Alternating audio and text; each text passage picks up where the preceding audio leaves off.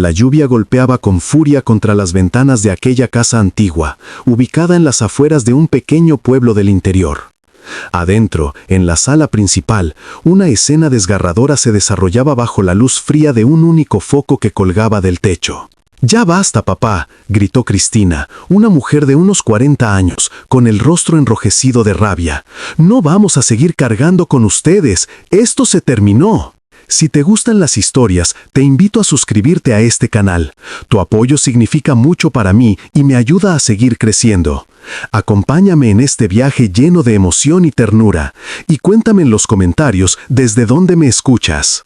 Sentados en un viejo sofá de tela raída, Esteban y Marta, ambos con más de 70 años, miraban a sus 3 hijos con ojos incrédulos. Las arrugas en sus rostros parecían más profundas bajo aquella luz amarillenta, y sus manos, curtidas por décadas de trabajo en el campo, temblaban ligeramente. «Hija, por favor», murmuró Marta con voz quebrada, «no entiendo qué hicimos mal». «¿Qué hicieron mal?», interrumpió Ricardo, el hijo mayor, un hombre corpulento con traje gris que contrastaba con la humildad de la casa. «Todo. Nos quitaron nuestra juventud, nos obligaron a trabajar como esclavos en esas tierras miserables. ¿Y para qué? Para terminar pobres como ratas». El tercer hijo, Julián, permaneció callado, mirando al suelo con expresión incómoda. Era el más joven, el único que había estudiado en la universidad gracias al esfuerzo de sus padres. Pero ni siquiera él levantó la voz en defensa de quienes lo habían criado. Esteban tragó saliva, sintiendo cómo las lágrimas amenazaban con salir. Durante 50 años había trabajado de sol a sol en aquellas tierras áridas, levantándose a las 4 de la madrugada para ordeñar las vacas, sembrar maíz y frijoles, reparar cercas bajo el calor abrasador. Todo para darles a sus hijos un futuro mejor. «Nunca les faltó nada», dijo con voz ronca. «Les dimos educación, comida, techo». «¿Comida?», se burló Cristina. «Frijoles y tortillas, eso era todo. Mientras otros niños tenían juguetes, nosotros teníamos que trabajar. Mientras otros iban de vacaciones, nosotros estábamos limpiando establos». Marta se llevó una mano al pecho, sintiendo una punzada de dolor que no era solo física. Recordó las noches en vela cosiendo ropa para vender en el mercado, las mañanas preparando tamales antes del amanecer para ganar unos pesos extra, los años sin comprarse un vestido nuevo para poder pagar los cuadernos y uniformes escolares. «Cristina», susurró, «todo lo que hicimos fue por amor». «No quiero escuchar más», la interrumpió su hija, levantando una mano. «Venimos a decirles algo y punto. Ricardo ya habló con un abogado. Esta casa y las tierras que quedan las vamos a vender. Ya está decidido». «¿Vender?». Esteban se puso de pie con dificultad, apoyándose en su bastón. «Esta casa la construí yo mismo, tabla por tabla. Estas tierras son de la familia desde hace 3 generaciones». «Exacto, papá, de la familia, y nosotros somos la familia». Ricardo sacó unos papeles de su maletín.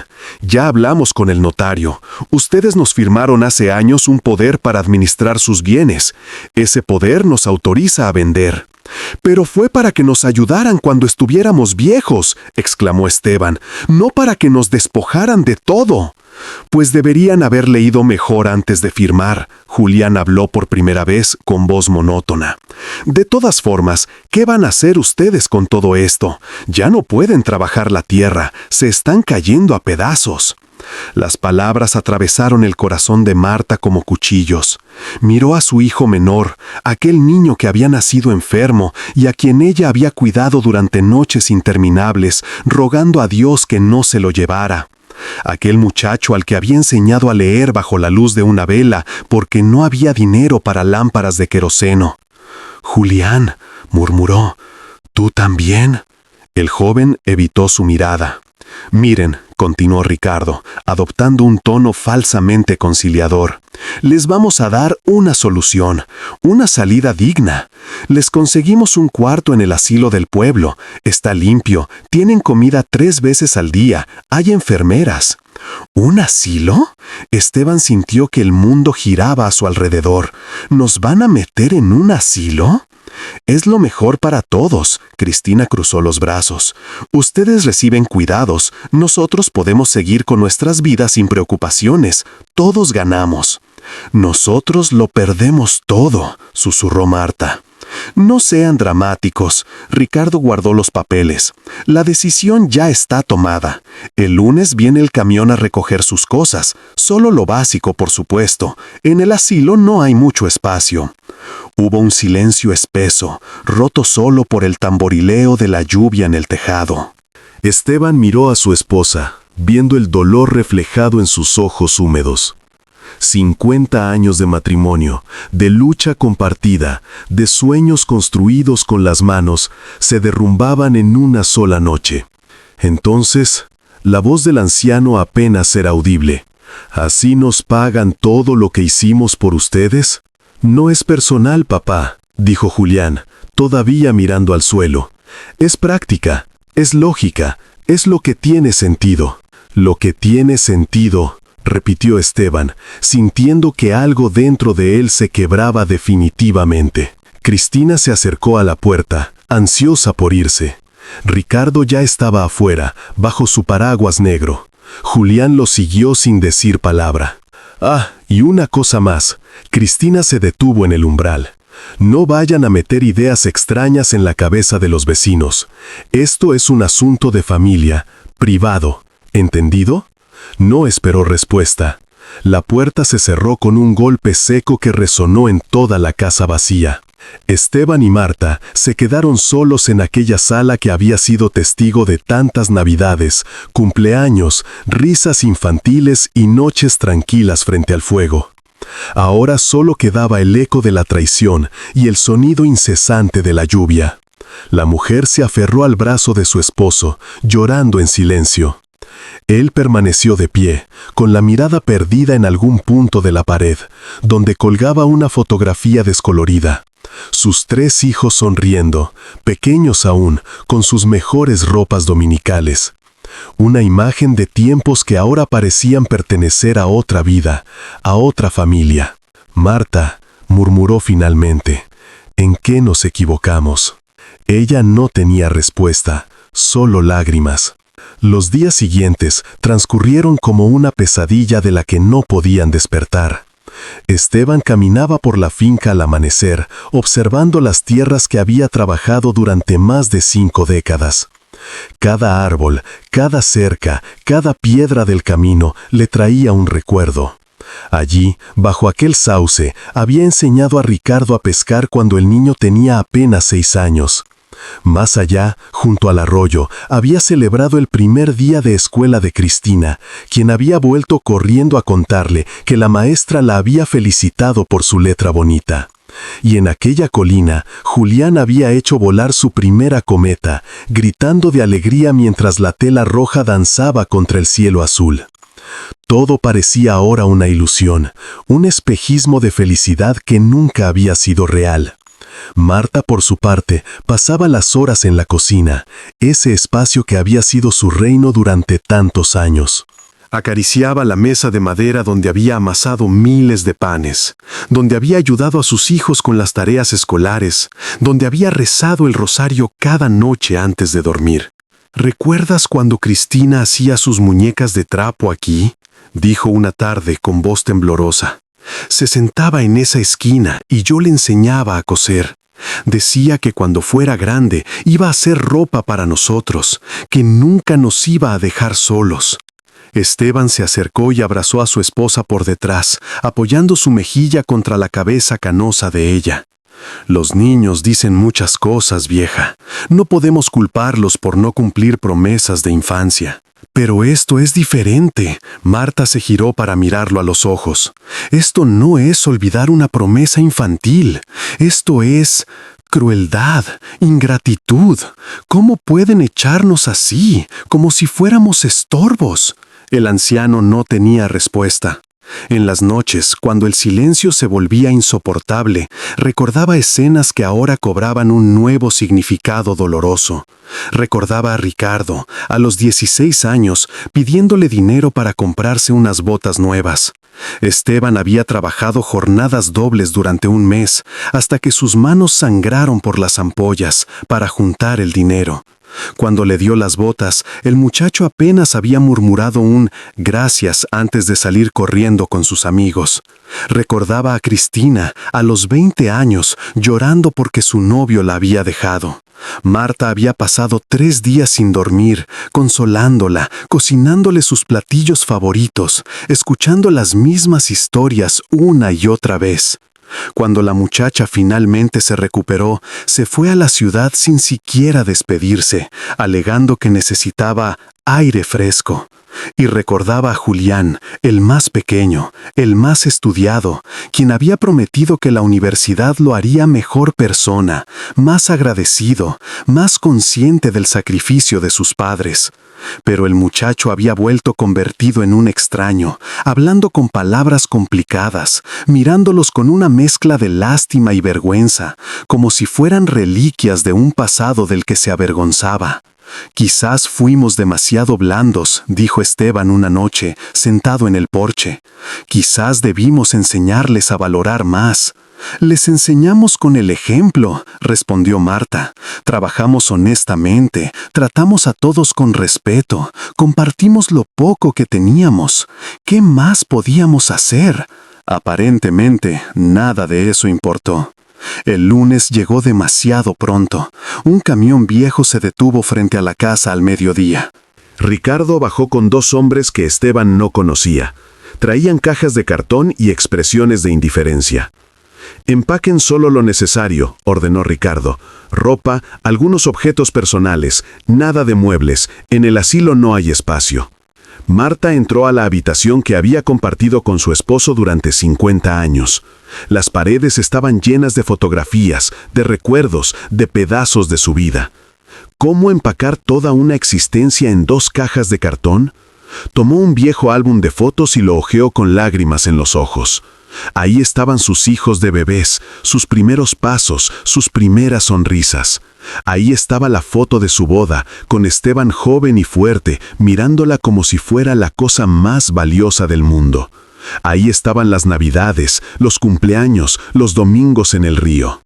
«Marta, apúrate», la voz de Ricardo sonó desde la sala. «No tenemos todo el día». Con manos temblorosas, la anciana guardó el álbum en una caja. Añadió algunas ropas, su rosario, la Biblia que había pertenecido a su madre, un chal tejido que había hecho durante su primer embarazo. Todo lo demás, los muebles que había escogido con tanto amor, los adornos que había coleccionado durante años, las cortinas que había cosido a mano, se quedaría atrás. Esteban, en su habitación, sostenía en sus manos una medalla oxidada. Era del servicio militar, de sus años como joven soldado antes de conocer a Marta.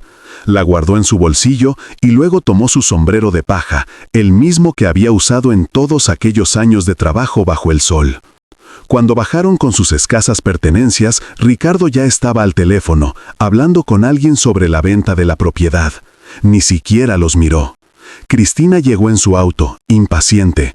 «Vamos, súbanse al camión, los llevaremos al asilo». «¿No nos van a llevar ustedes?», preguntó Marta, herida. «No tenemos tiempo para eso», respondió su hija sin emoción. «Tenemos cosas que hacer. El camión los dejará allá, ya hablamos con la directora, todo está arreglado». Esteban y Marta subieron a la parte trasera del camión, entre sus cajas y algunos muebles viejos que los hombres iban a tirar al basurero. El motor arrancó con un rugido, y la casa comenzó a alejarse. La mujer volteó para ver por última vez su hogar, los árboles que había visto crecer, el jardín que había cuidado con tanto esmero, el techo que Esteban había reparado incontables veces.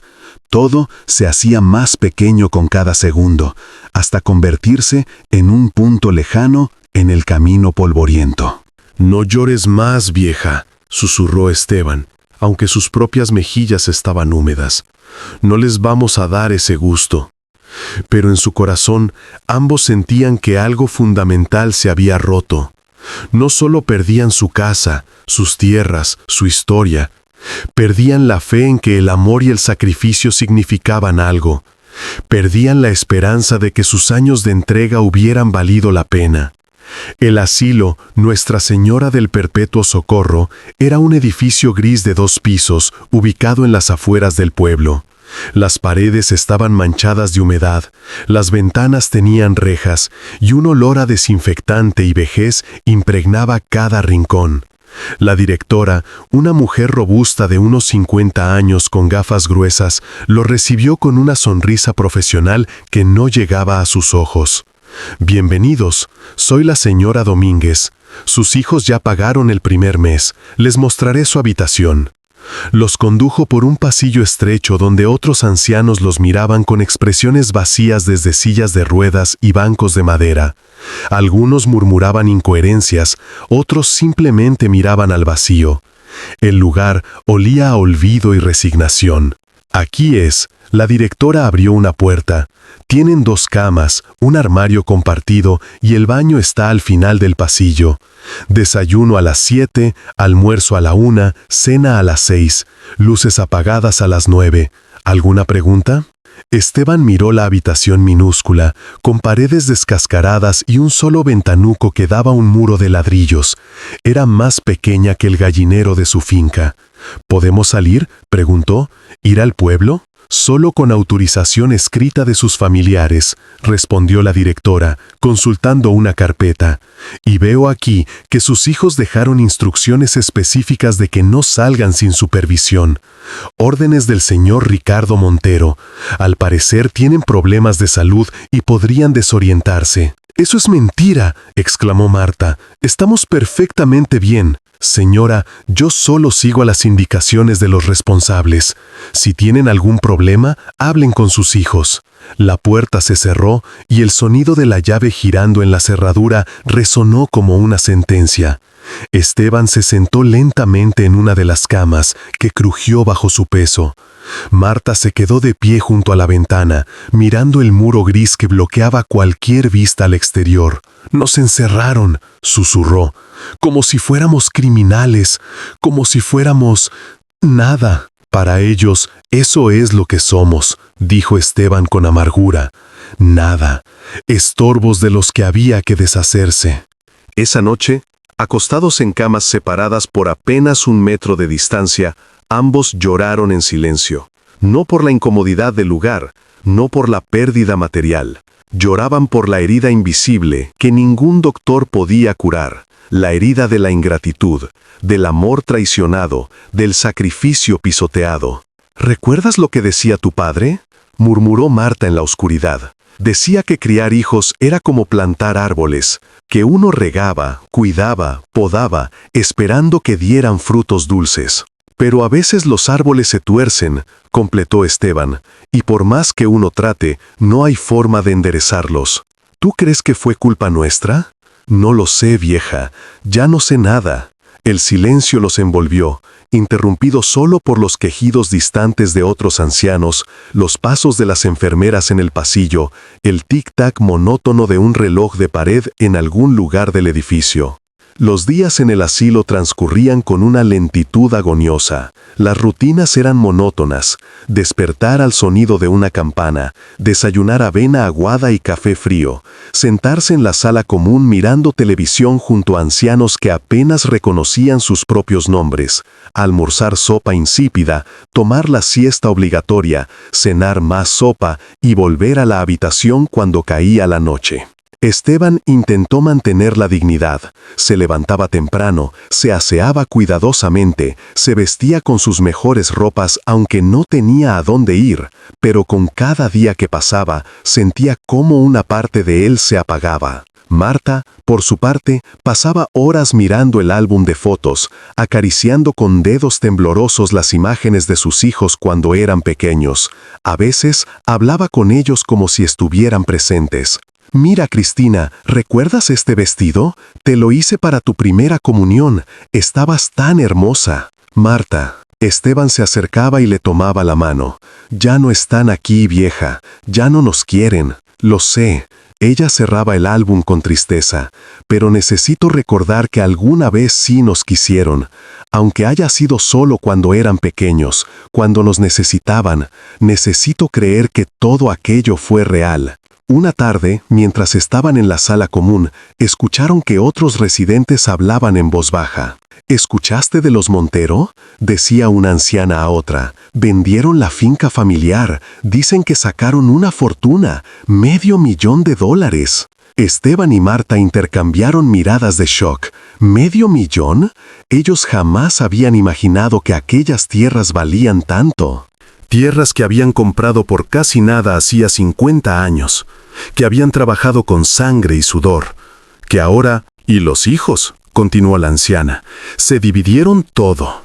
El mayor compró una casa en la capital, la hija se fue de viaje a Europa, el pequeño abrió un negocio. ¿Y los viejos?, preguntó la otra. Aquí están, pobrecitos, no les dieron ni un centavo. Dicen que ni siquiera vienen a visitarlos. Marta sintió que el mundo se derrumbaba nuevamente. No era solo que los habían abandonado, los habían despojado de una fortuna, los habían mentido, los habían usado y descartado como objetos sin valor. $500,000, murmuró Esteban aquella noche, acostado en su cama.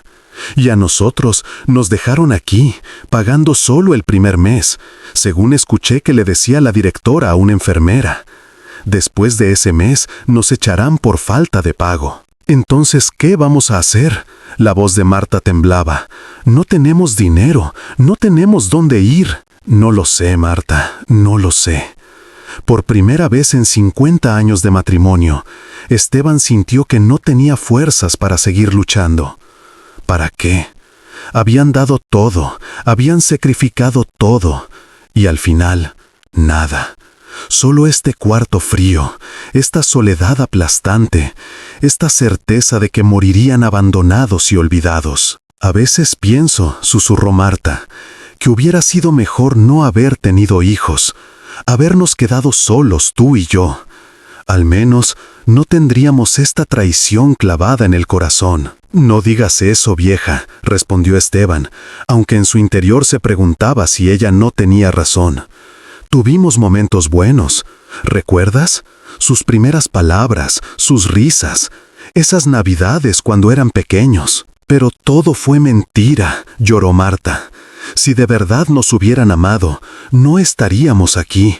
No nos habrían robado, no nos habrían olvidado. No había consuelo posible. Solo dolor.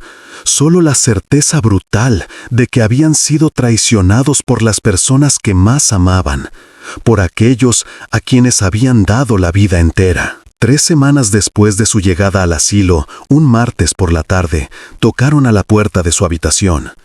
Era la señora Domínguez, la directora, con una expresión incómoda. «Don Esteban, doña Marta, necesito hablar con ustedes». Los ancianos se incorporaron. Marta estaba sentada en la cama, tejiendo una bufanda con restos de lana que había encontrado. Esteban leía un periódico viejo. Verán, la directora entró y cerró la puerta. Recibí una llamada de su hijo Ricardo. Me informó que no van a continuar pagando la estancia mensual. Dice que ustedes tienen que arreglársela solos. ¿Qué? Marta dejó caer el tejido. Pero nosotros no tenemos dinero. Ellos se quedaron con todo. Lo sé, la mujer suspiró. Es una situación difícil. Miren, yo no los puedo echar así a la calle. Tengo corazón, pero tampoco puedo mantenerlos gratis indefinidamente. Este asilo es privado. Tengo gastos. ¿Cuánto tiempo tenemos?, preguntó Esteban con voz ronca. Les doy 2 semanas. Después, lo siento, pero tendrán que irse. Cuando la directora se fue, el silencio en la habitación fue abrumador. 2 semanas, repitió Marta. ¿Y después qué? ¿La calle? ¿Mendigar? Esteban se puso de pie y caminó hacia la ventana, mirando el muro gris. En su mente, las piezas de una vida entera se reorganizaban. Todos aquellos años de trabajo, de sacrificio, de amor incondicional, para terminar así. Marta, dijo de repente, girándose para mirarla, ¿recuerdas la caja de metal? Ella lo miró confundida. ¿Qué caja? La caja que enterré hace años, junto al sauce viejo, en la finca. Los ojos de Marta se iluminaron con un destello de comprensión. La caja con los documentos. Había olvidado por completo. Yo también. Esteban se sentó junto a ella. Hasta ahora, con todo esto que ha pasado, no había tenido tiempo de pensar, pero ahí está, enterrada, a salvo. Años atrás, cuando los hijos eran aún jóvenes, un abogado amigo le había aconsejado a Esteban que protegiera ciertos documentos importantes. Nunca sabes qué puede pasar, le había dicho. Guarda copias de todo en un lugar seguro. Esteban había seguido el consejo casi por instinto, sin pensar realmente que algún día lo necesitaría. Había guardado en una caja de metal las escrituras originales de la propiedad, certificados de nacimiento, su testamento real, no el poder que había firmado para los hijos, sino otro documento mucho más importante, algunas cartas, fotografías y un sobre sellado con instrucciones específicas. ¿Crees que todavía esté ahí?, preguntó Marta con un hilo de esperanza. Han pasado tantos años, y con la venta de la finca. Solo hay una forma de saberlo. Esteban se puso de pie con determinación renovada. Tenemos que salir de aquí, tenemos que volver a la finca. Pero la directora dijo que no podemos salir sin autorización.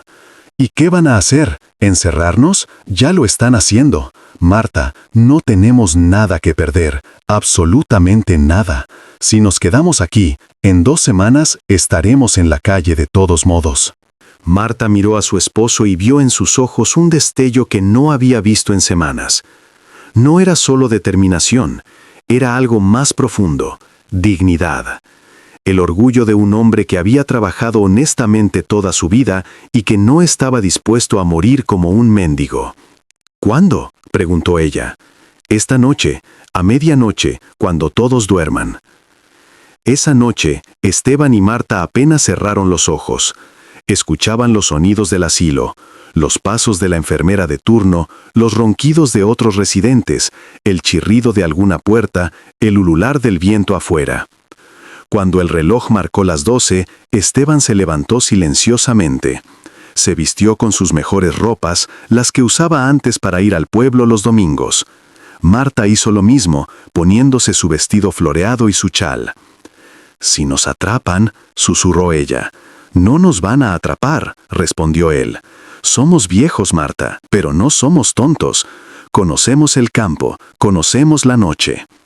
Abrieron la puerta con cuidado. El pasillo estaba en penumbras, iluminado solo por una luz de emergencia al final. La enfermera de turno dormitaba en su escritorio, con la cabeza apoyada en los brazos.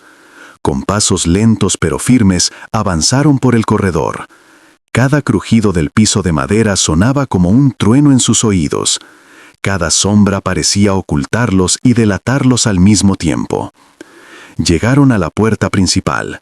Estaba cerrada con llave, pero Esteban había observado durante días dónde la guardaba el vigilante nocturno, en un gancho detrás de su silla. El hombre roncaba sonoramente, con la gorra sobre los ojos. Con movimientos calculados, Esteban tomó las llaves. El tintineo metálico hizo que el vigilante se removiera, pero no despertó. Con manos temblorosas, el anciano insertó la llave y giró. ¡Clic! La puerta se abrió hacia la noche fresca. Una brisa suave los recibió, trayendo olores de tierra mojada y libertad. Sin mirar atrás, sin pensarlo 2 veces, salieron. Caminaron por las calles vacías del pueblo, 2 sombras ancianas moviéndose bajo la luz de la luna. Marta se aferraba al brazo de Esteban y él apretaba su bastón con determinación. «¿Estás cansada?», preguntó él después de caminar varios bloques. «Estoy cansada desde hace 20 años», respondió ella con una sonrisa triste. «Pero esta noche me siento más viva que nunca». El camino a la finca era largo, casi 8 kilómetros por el sendero de tierra que bordeaba el río. En su juventud lo habrían recorrido en 2 horas. Ahora, con sus cuerpos gastados y sus pasos lentos, sabían que les tomaría toda la noche. Pero no importaba, tenían una meta, un propósito, algo por lo que luchar, y eso les daba fuerzas que no sabían que aún poseían. Caminaron bajo las estrellas, recordando. recordando cuando recorrían ese mismo camino de regreso del mercado, cargando provisiones, recordando las veces que habían llevado a los niños al río a pescar, recordando la vida que habían tenido, la vida que les habían arrebatado. Esteban, dijo Marta en un momento, si no encontramos la caja, si no hay nada que podamos hacer, ¿qué vamos a...? La encontraremos, la interrumpió él con firmeza. Tiene que estar ahí, es nuestra única esperanza. Al amanecer, cuando los primeros rayos del sol pintaban el cielo de naranja y rosa, llegaron finalmente a la finca, o a lo que quedaba de ella.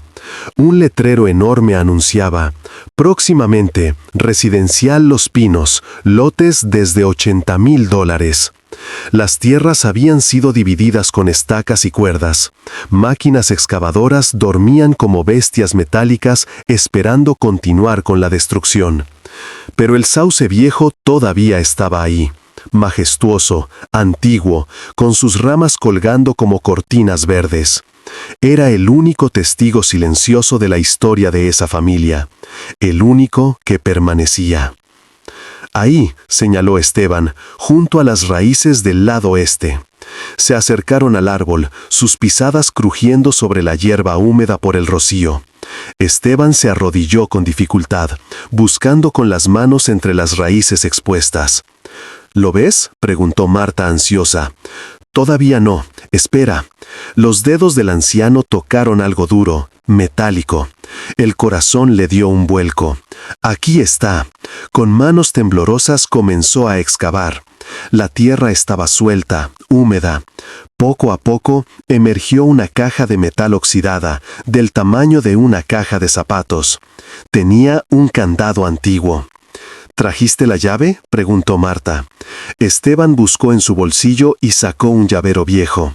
Entre las llaves oxidadas, una pequeña y dorada brilló a la luz del amanecer. La insertó en el candado y giró. ¡Clic! El candado se abrió. Esteban levantó la tapa de la caja. Adentro, envueltos en plástico protector, estaban los documentos. Amarillentos por el tiempo, pero legibles, intactos. Las escrituras originales de la propiedad, con su nombre, su testamento real, certificado ante notario, y el sobre sellado. «Míralo, Marta», susurró Esteban, sacando los papeles con reverencia. «Todo está aquí, todo». Marta tomó el sobre sellado con manos temblorosas. «¿Qué hay adentro? Ábrelo». Ella rompió el sello. Adentro había una carta escrita con la letra de Esteban, fechada 20 años atrás. Y algo más: certificados, números de cuenta, documentos bancarios. Mientras Marta leía la carta, sus ojos se abrieron cada vez más. «Esteban, esto es...» «Sí», dijo él con una sonrisa cansada. «Es la verdad que ni siquiera tú sabías, vieja». La carta explicaba algo que Esteban había guardado en secreto durante 2 décadas, algo que solo él y su viejo amigo, el notario don Alfonso, habían sabido. 30 años atrás, cuando los hijos eran todavía adolescentes, el gobierno había expropiado temporalmente parte de las tierras de Esteban para construir una carretera. Le habían prometido una compensación que nunca llegó. Esteban había peleado legalmente durante años con la ayuda de don Alfonso. Finalmente, cuando los hijos ya eran adultos, el gobierno había perdido el caso. Le debían a Esteban una compensación millonaria por el uso indebido de sus tierras durante todos esos años. Pero Esteban, sabio y precavido, había visto cómo el dinero corrompía a las personas. Había visto familias destruirse por herencias. Había visto hijos volverse contra padres por unas monedas. Así que había hecho algo inusual. Había rechazado recibir la compensación de inmediato. En su lugar, había firmado un acuerdo con el gobierno para que el dinero, más de $2 millones, se depositara en un fondo fiduciario especial. Un fondo que solo podría ser liberado bajo condiciones muy específicas. La carta lo explicaba todo. A quien corresponda, yo, Esteban Montero, en pleno uso de mis facultades, declaro lo siguiente. He trabajado toda mi vida para darles a mis hijos un futuro mejor. Les he dado educación, valores, amor y sacrificio, pero he aprendido que el dinero fácil destruye el alma.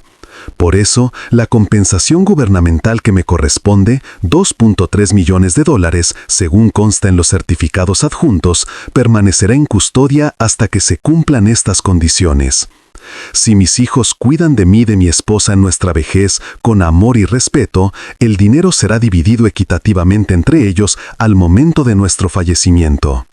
Si mis hijos nos abandonan, nos faltan al respeto o nos desprecian en nuestra ancianidad, el dinero será donado íntegramente a obras de caridad especificadas en mi testamento adjunto. Este acuerdo es irrevocable y está certificado ante el notario Alfonso Ruiz y el Banco Nacional. Mis hijos desconocen la existencia de este dinero. Solo sabrán de él si cumplan la condición número 1 o cuando yo decida revelarlo. Firmado Esteban Montero, 15 de marzo de 2005. Marta terminó de leer con lágrimas rodando por sus mejillas. «Todo este tiempo», susurró, «todo este tiempo tuviste esto guardado». «No quería que lo supieran», explicó Esteban. «Quería ver si nos amaban por nosotros mismos, no por lo que podíamos darles. Y ya viste el resultado». Entonces, Marta miró los documentos. ¿Ellos vendieron la finca pensando que solo valía por el terreno? Exacto. Sacaron $500,000 y pensaron que nos habían dejado sin nada. Pero no sabían que el verdadero tesoro nunca estuvo en las tierras. Estuvo en el acuerdo gubernamental. Y ese dinero, según la cláusula número 2, Esteban sonrió con tristeza. Ya es nuestro para donarlo, porque ellos eligieron el abandono. Marta abrazó a su esposo llorando sobre su hombro. ¿Y qué vamos a hacer ahora? Ahora, Esteban se puso de pie con renovada energía. Ahora vamos a ir donde don Alfonso. Si todavía está vivo, él nos ayudará. Y si no lo está, su hijo tomó el notariado. Ellos tienen copias de todo. Guardaron los documentos cuidadosamente y comenzaron a caminar hacia el pueblo. Esta vez sus pasos eran más ligeros, a pesar del cansancio. Tenían esperanza, tenían justicia a su alcance. Llegaron a la notaría pasado el mediodía.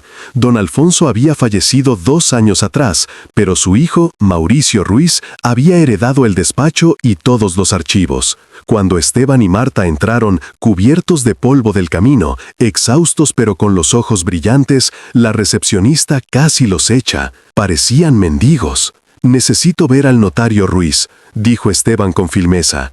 «Dígale que Esteban Montero está aquí. Él sabrá quién soy». Mauricio salió de su oficina, un hombre de unos 40 años con gafas y expresión seria. Al ver a Esteban, su rostro cambió completamente. «Don Esteban, Dios mío, mi padre me habló tanto de usted. Entre, por favor, entre». Los condujo a su oficina privada y les sirvió café y galletas. Escuchó mientras Esteban le contaba todo: la traición de los hijos, el asilo, la huida nocturna, la caja enterrada. «Mi padre me lo advirtió», dijo Mauricio finalmente. «Me dijo que este día podría llegar, que usted podría venir con esos documentos». Se levantó y abrió una caja fuerte. «Todo está aquí». Copias certificadas del acuerdo, los certificados del fondo fiduciario, su testamento real. Extendió los documentos sobre el escritorio. «Don Esteban, según estos papeles, usted y su esposa tienen derecho a acceder al fondo fiduciario bajo la cláusula #2. Sus hijos violaron las condiciones. El dinero es legalmente suyo para disponer de él como consideren apropiado». Marta casi se desmaya. Esteban la sostuvo. «¿Cuánto hay ahora?», preguntó. «Con los intereses de todos estos años». Mauricio consultó una computadora. «Con los intereses compuestos y las inversiones conservadoras que se hicieron según las instrucciones de su acuerdo», tecleó algunos números, «el fondo actual es de aproximadamente $4.8 millones. El silencio en la oficina fue absoluto. Casi $5 millones, una fortuna que sus hijos habían perdido por su propia avaricia y crueldad. «¿Qué quieren hacer?», preguntó Mauricio gentilmente. «El testamento indica donaciones a varias organizaciones benéficas. Puedo procesar eso de inmediato, o pueden modificar las instrucciones si lo desean». Esteban miró a Marta. Ella tenía los ojos llenos de lágrimas, pero había una expresión de paz en su rostro. Queremos, dijo Esteban lentamente, hacer las cosas bien, honrar el acuerdo original. Pero antes hay algo que debemos hacer. ¿Qué cosa? Queremos que nuestros hijos sepan la verdad. Queremos que entiendan lo que perdieron, no por venganza, añadió rápidamente, sino por justicia, para que aprendan, si aún pueden, el valor de la familia y el respeto. Mauricio asintió. Puedo convocar a una reunión formal. Como notario, tengo la autoridad para hacerlo. Les diré que deben venir por un asunto legal urgente relacionado con la propiedad que vendieron. Vendrán, créame. Todavía les preocupa que pueda haber algún problema legal que los afecte.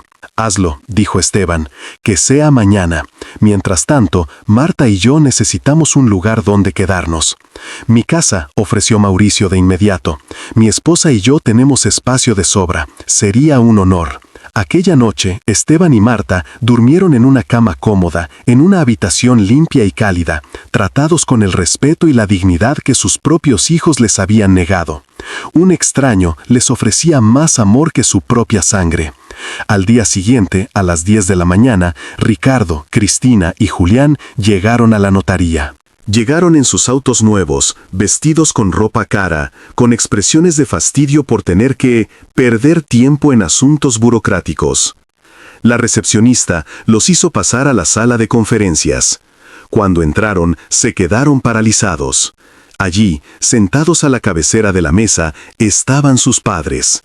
Limpios, bien vestidos, con expresiones serenas pero firmes. Y junto a ellos, el notario Mauricio Ruiz, con una pila de documentos frente a él. «¿Qué diablos?», comenzó Ricardo. «Siéntense», ordenó Mauricio con voz autoritaria. «Esto es una reunión legal formal. Les conviene escuchar». Los tres hermanos se sentaron lentamente, intercambiando miradas confundidas. Cristina miró a sus padres con una mezcla de sorpresa e irritación. ¿Cómo salieron del asilo? ¿Quién les dio permiso? No necesitamos permiso de nadie, respondió Esteban con calma. No somos prisioneros, aunque ustedes intentaron tratarnos como tales. Papá, no empieces con el drama. Silencio, la voz de Mauricio resonó en la sala. Señorita Montero, le sugiero que muestre respeto o esta reunión terminará muy mal para ustedes. Julián se removió incómodo en su silla. ¿De qué se trata todo esto? Dijiste que era urgente, relacionado con la propiedad. Oh, es urgente. Mauricio abrió la primera carpeta. Muy urgente. Verán, cuando ustedes vendieron la finca familiar, pensaron que estaban vendiendo todo lo que sus padres poseían, ¿correcto? No pensamos nada, dijo Ricardo defensivamente. Vendimos lo que era de la familia, teníamos el poder legal para hacerlo. Tenían el poder para administrar la propiedad física, corrigió Mauricio, pero nunca tuvieron acceso a los verdaderos activos de su padre. ¿De qué estás hablando? Cristina se inclinó hacia adelante. Mi padre era un campesino pobre, no tenía nada más que esas tierras.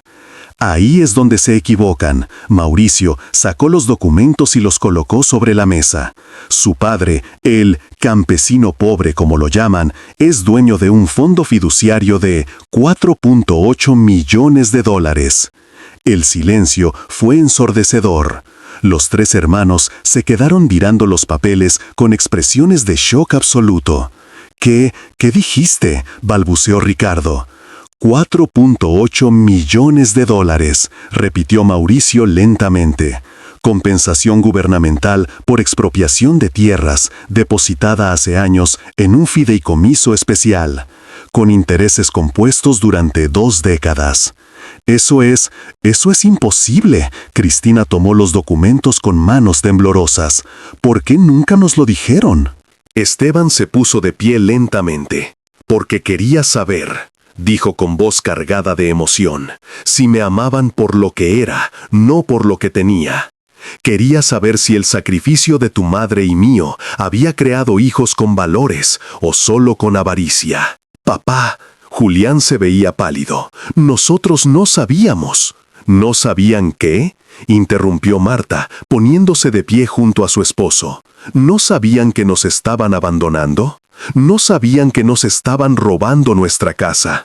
¿No sabían que nos encerraron en ese asilo horrible? Ustedes ya no podían cuidar la finca, gritó Cristina. Hicimos lo correcto. ¿Lo correcto? La voz de Esteban tronó con una fuerza que no había mostrado en meses. ¿Lo correcto era vendernos como ganado viejo? ¿Lo correcto era dividirse el dinero sin darnos ni un centavo? ¿Lo correcto era dejarnos morir solos? Ricardo se pasó las manos por el pelo, visiblemente perturbado.